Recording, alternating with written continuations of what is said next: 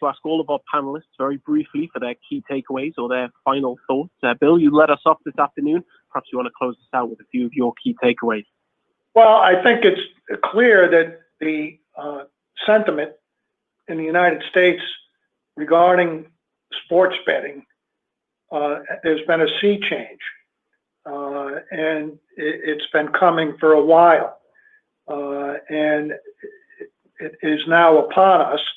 But I also think that a number of states are wrestling with how to do it, how much to do, what is the end profitability of these kinds of things.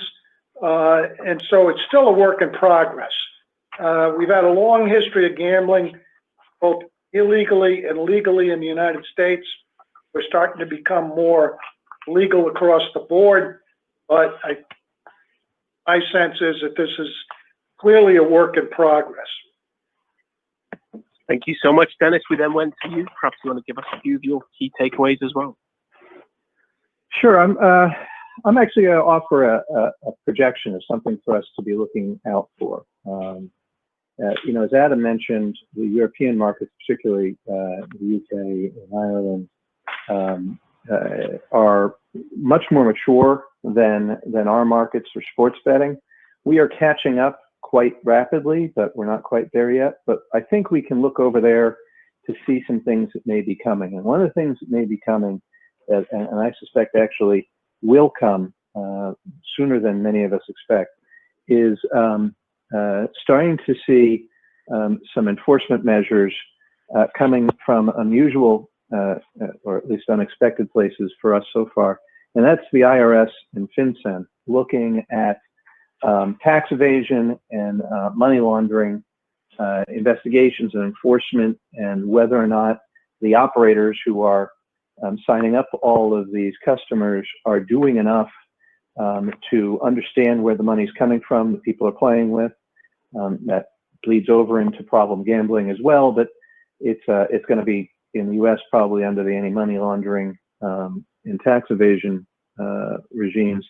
Just note that in the last few years, the UK Gambling Commission has put out literally tens of millions of dollars of fines against the big operators on these issues of what they've been doing to track the sources of money that's coming into their system.